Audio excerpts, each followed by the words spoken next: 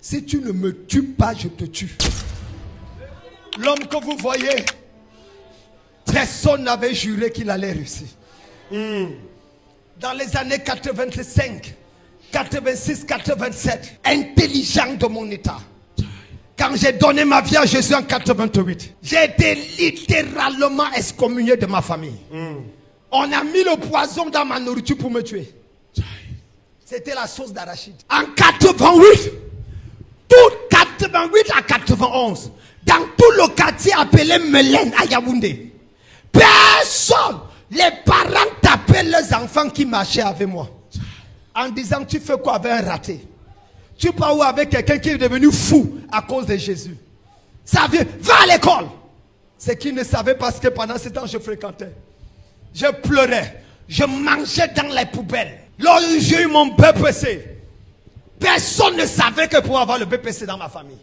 Parce que je l'avais composé étant candidat libre. BPC. Quand on a vu mon nom, on a dit, Kamdem le fou a fait comment pour passer? Ne pouvant plus continuer l'école, personne pour me payer, je suis devenu pasteur. Je suis allé à l'école biblique de Fomakap, au Cameroun. En 1994, je sors comme pasteur.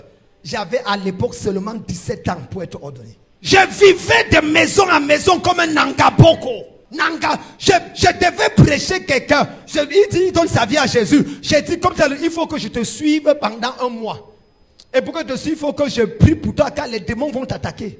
C'est comme ça qu'ils me mettaient dans le garage.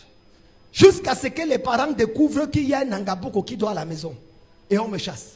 J'ai vécu comme ça pendant 3 ans de ma vie. Pour ma famille, ils sont là. Famille Nunga. Pour ma famille, j'étais déjà mort. D'ailleurs, je n'étais même pas l'enfant. Le jour de ma consécration pastorale, comme 9 à 10 personnes, il arrive sur le premier, il prie. Il prophétise, tu seras comme Billy Graham. Il arrive sur le deuxième, il prie. Il prophétise. Il dit, Yongisho, l'église de Yongisho sera petite par rapport à ton église. Il arrive sur le troisième, il prie. Les prophéties sont arrivées sur moi, il met la main sur la tête. Les yeux étaient fermés, j'étais prêt à recevoir. Hey! Rien n'est sorti. Il allait sur l'autre tête et la prophétie est sortie.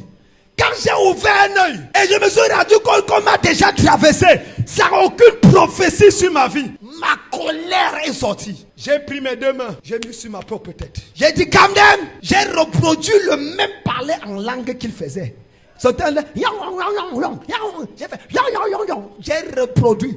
J'ai dit, ton étoile brille tellement que même celui qui t'ordonne n'a rien vu venir. Et j'ai dit, tu vas étonner ta génération. Même les gens qui t'ont ordonné ne comprendront pas d'où vient ton ordination. J'ai prophétisé sur moi-même. Aujourd'hui où je vous parle, de tous les 9 à 10 personnes, je suis la personne qui a évacué tous les pratiques, tous les... Tu vivras de ton épée. Quand je suis devenu pasteur, personne n'avait vendu chez ma peau. Personne. J'étais la risée même dans ma propre famille. Même dans mon propre... Personne. Mais je m'en foutais. J'avais une rage. J'avais quelque chose en moi. Je savais que la vie est une bataille. Et que seuls ceux qui manient l'épée peuvent s'en sortir. Ils ne m'ont pas béni. On ne m'a rien donné. J'ai été déshérité dans ma propre famille. Mais j'avais mon épée. Et j'ai dit, je réussirai avec cette épée. Je vivrai avec cette épée. Je raillerai avec cette épée. Frère, je vous dis la vérité. Je vous dis devant Dieu. S'il y a quelqu'un qui a été humilié dans sa vie, c'est Kamdem Djonodor.